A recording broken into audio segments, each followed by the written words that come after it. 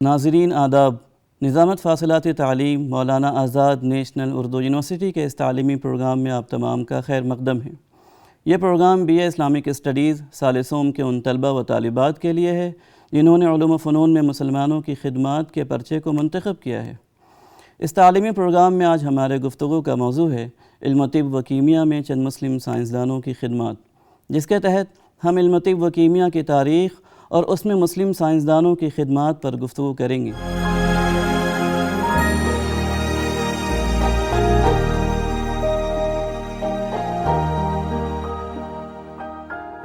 ناظرین، علم طب کا شمار ان علوم میں ہوتا ہے جو انسانی ضرورتوں میں شامل ہیں۔ انسان اور طب دونوں کا وجود لازم و ملزوم کی طرح ہے۔ اسلام سے پہلے علم طب جھاڑ پھونک اور تعویذ و غنڈے کا نام تھا۔ بیماریوں کو بلائیں سمجھ کر ان کا علاج کاہنوں اور جادوگروں سے کرایا جاتا تھا۔ طبابت ایک ایسا پیشہ تھا جو نادر تھا اور بڑے بڑے علاقوں میں چند ہی اطباء مل پاتے تھے۔ اسلام نے شروع ہی سے طب کو پیشے کے طور پر اہمیت دی اور علم طب کا رشتہ آسمان سے جوڑا۔ صحیح البخاری میں ابو ہریرہ رضی اللہ تعالیٰ عنہ سے روایت ہے کہ نبی کریم صلی اللہ علیہ وسلم نے ارشاد فرمایا، اللہ نے جو بھی بیماری نازل کی تو اس کے ساتھ دوا اور علاج بھی نازل کیا۔ آپ صلی اللہ علیہ وسلم نے ماہر اطباء سے علاج کروانے کی طرف رہنمائی بھی کی۔ آپ صلی اللہ علیہ وسلم نے ارشاد فرمایا کہ جو شخص طب میں مہارت نہ رکھتے ہوئے علاج کرے اور اس کے علاج سے مریض کو کچھ نقصان پہنچتا ہے تو وہ شخص ضامن ہوگا۔ محدثین نے بھی حدیث کی کتابوں میں کتب طب کے نام سے مستقل ابواب قائم کیے ہیں اور علم طب سے متعلق احادیث کا خاصا ذخیرہ اس میں جمع کر دیا ہے۔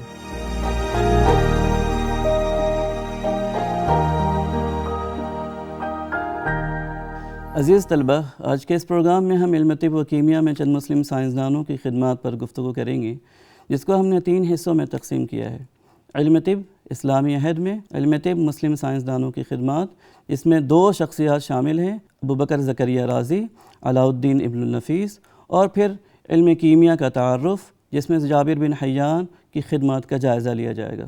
اسلام میں ابتدائی دور کے عرب اطباء میں حارث بن کلدہ، ابن ابی رمسہ تمیمی اور زینب کا ذکر ملتا ہے۔ آخر الذکر کو علاج و معالجے کے امور، زخموں کی مرہم پٹی اور خصوصاً آنکھ کے امراض میں مہارت تھی۔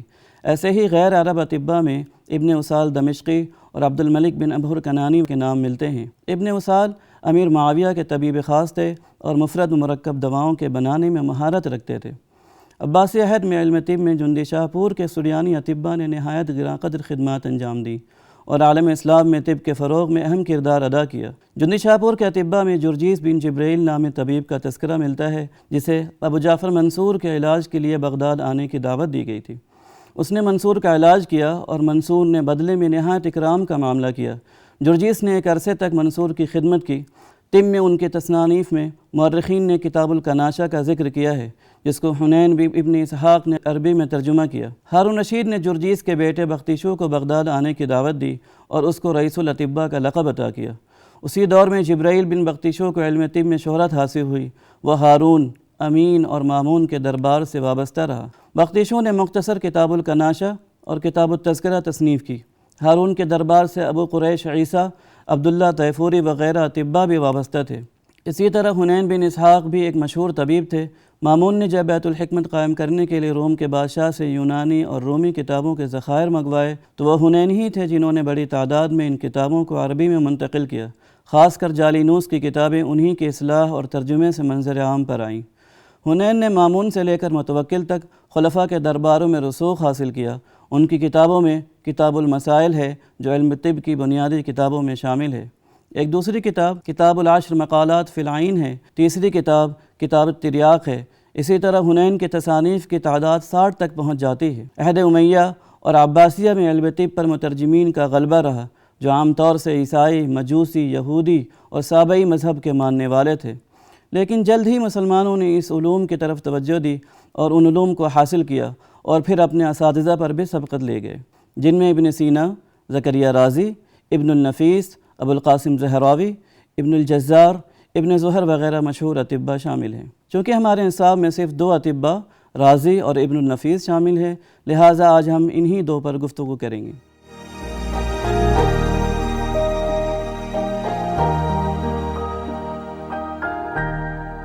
محمد بن زکریہ رازی 854 عیسوی میں تہران کے قریب ایک گاؤں رے میں پیدا ہوئے۔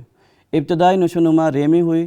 طبیعت بچپن ہی سے علم کی طرف مائل تھی، لہٰذا ادب، ریاضیات، منطق، فلسفہ، فن موسیقی اور علم طبیعات کا درس لیا اور آگے چل کر علم طب کی تعلیم حاصل کی۔ علم طب میں علی بن ربان تبری کی شاگردی اختیار کی، جو طب کی مشہور کتاب فردوس الحکمہ کے مصنف اور اپنے وقت کے بڑے طبیب تھے۔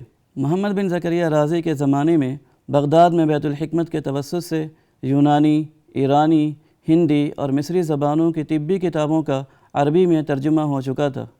زکریہ رازی نے ان تمام اقوام کی کتابوں کا مطالعہ کیا اور تقلید پر اکتفا نہ کرتے ہوئے تجربات، ملاحظات، استخراج و استنباط کا راستہ اختیار کیا۔ بغداد میں کئی سال علم حاصل کرنے کے بعد ابوبکر رازی جب اپنے وطن رے واپس ہوئے تو ان کو رے کے مشہور اسپتال کا نگراں مقرر کیا گیا اور رئیس الاطباء کا عہدہ بھی عطا ہوا۔ یہاں رازی نے اپنے فن کے جوہر دکھائے، کئی پیچیدہ امراض کے علاج میں کامیابی حاصل کی اور دھیرے دھیرے ان کی شہرت معتزد باللہ تک پہنچ گئی۔ معتزد نے ان کو بیمارستان معتزدی میں رئیس الاطباء کا منصب عطا کیا۔ یہ بیمارستان دارالخلافہ بغداد میں دنیا کا سب سے بڑا اسپتال تھا، جہاں 50 اطباء خدمت پر مامور تھے۔ یہ اسپتال اعلیٰ درجے کا میڈیکل کالج تھا، جہاں علم طب کی مختلف شاخوں کے الگ الگ شعبے قائم تھے، اور رازی ان سب شعبوں کے افسر اعلیٰ کی حیثیت سے اپنی خدمات انجام دے رہے تھے۔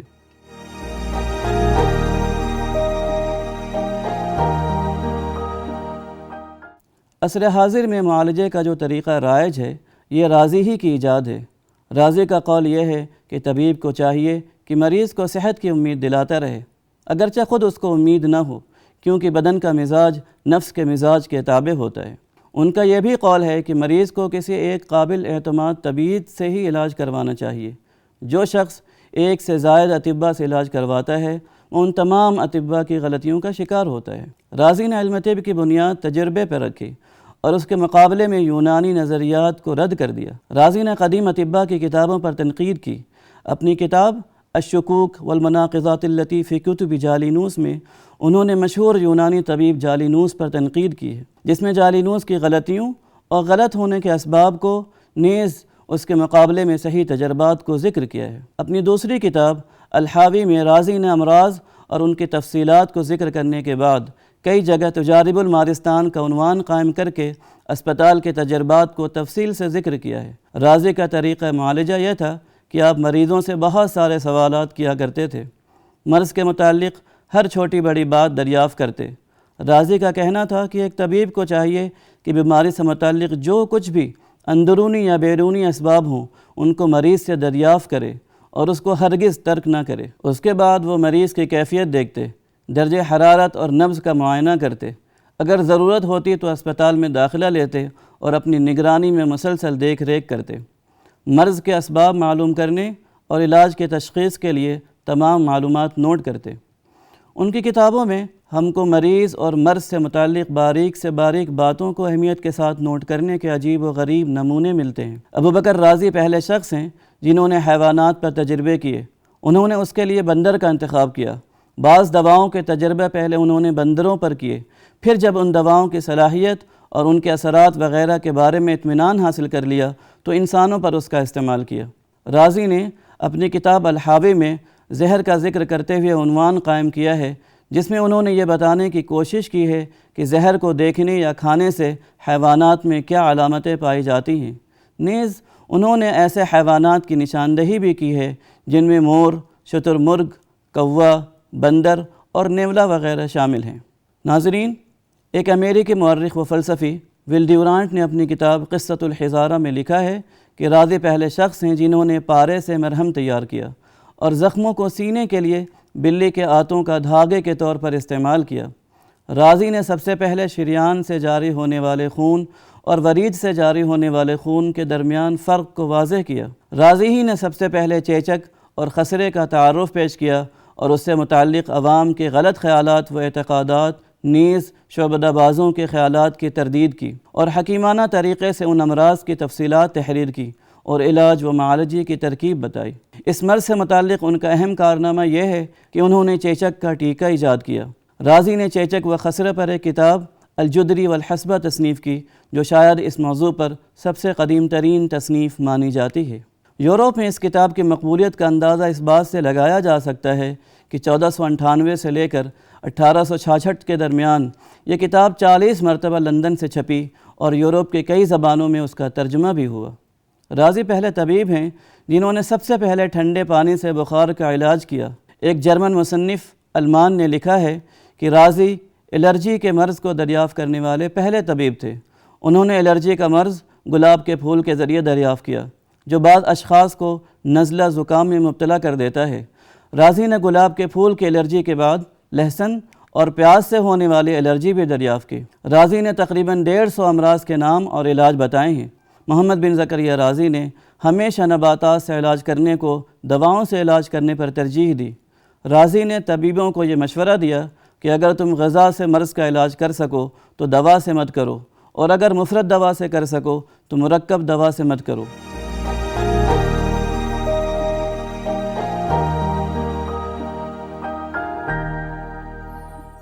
عزیز طلبہ، رازی طبیب ہونے کے ساتھ ساتھ ایک عظیم مصنف بھی تھے۔ چنانچہ ابن الندیم نے ان کی تصانیف کی تعداد 120، قفطی نے 133 اور البیرونی نے 184 تک بتائی ہے۔ عیون الابنا کے مصنف ابن ابی عصیبہ نے اپنی کتاب میں 200 سے زیادہ تصانیف کا تذکرہ کیا ہے۔ رازی نے نجوم، حیت، منطق، کیمیا، طبعیات، حکمت اور عقائد جیسے متعدد علوم پر کتابیں تصنیف کی، جن میں سے حکمت، نجوم، حیت، طبعیات اور عقائد اور کیمیا پر آپ کی لکھی کوئی تصنیف موجودہ وقت میں دستیاب نہیں ہے۔ علم طب میں رازی کی سب سے مشہور کتاب الحاوی فی الطب ہے، جو رازی کی شہرت کی سب سے بڑی وجہ بنی۔ اس کتاب میں رازی نے یونانی عہد سے لے کر عباسی عہد تک کے تمام طبی علوم و معارف کو جمع کر دیا ہے۔ اس کتاب کو یورپ میں 400 سالوں تک مرجع کی حیثیت حاصل رہی اور اس کے متعدد ترجمے لاطینی و دیگر یورپی زبانوں میں ہوئے۔ اس کتاب کا لاطینی ترجمہ لیبر کینٹیننس کے نام سے سب سے پہلے 1486 میں اٹلی میں چھپا۔ بعد میں یہ کتاب بریشیا اٹلی میں دوبارہ طبع ہوئی۔ اس کتاب کا اصل نسخہ 7 مخطوطات پر 24 جلدوں میں دائرۃ المعارف سے 1390 ہجری میں طبع ہوا۔ علم طب میں رازی کی ایک دوسری اہم تصنیف کتاب المنصوری فی الطب ہے، جو انہوں نے منصور بن اسحاق سامانی کے لیے تصنیف کی تھی۔ اسی نسبت سے اس کتاب کا نام المنصوری رکھا گیا۔ طبی معلومات اور علاج و معالجے کے اعتبار سے یہ کتاب بھی عظیم اور مشہور کتابوں کے فہرست میں اپنا ایک الگ مقام رکھتی ہے۔ رازی نے اس کتاب میں علم و عمل کو ایک جگہ جمع کر دیا ہے اور طب کے ہر طالب علم کے لیے اس کا مطالعہ ضروری قرار دیا ہے۔ یہی وجہ ہے کہ نظامی و عروضی سمرقندی نے اسے طلباء طب کے نصاب کے لیے ایک ضروری جز قرار دیا۔ یہ کتاب 10 جلدوں میں لکھی گئی۔ اس کی افادیت کے پیش نظر ڈاکٹر یمونا نے لاطینی زبان میں اس کا ترجمہ کیا۔ اس کتاب کی 9ویں جلد یورپ میں نیونس المنصوری کے نام سے جانی جاتی ہے۔ یہ کتاب یورپ میں 16ویں صدی تک طب کے طالب علموں کے لیے مصادر کی حیثیت رکھتی تھی۔ جارج سارٹن تحریر کرتے ہیں کہ رازی نہ صرف اسلام کے بلکہ قرون وسطیٰ کے سب سے بڑے طبیب تھے۔ ول ڈیورانٹ نے لکھا ہے کہ رازی مسلم اطباء میں سب سے بڑے طبیب تھے۔ مغربی دنیا رازی کی تصانیف سے ہمیشہ فائدہ اٹھاتی رہی۔ انہوں نے رازی کو جدید علم طب کا بابا آدم تسلیم کیا۔ رازی نے 925 عیسوی میں رے میں ہی انتقال فرمایا۔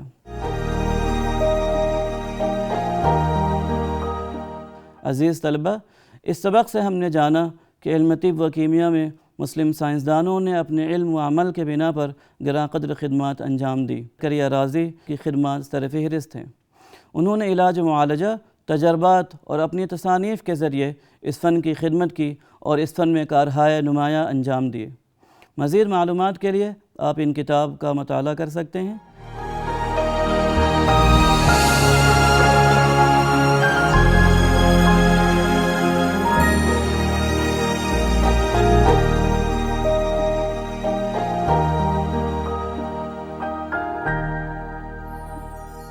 عزیز طلبہ و طالبات، آج کا موضوع ہم یہیں ختم کرتے ہیں۔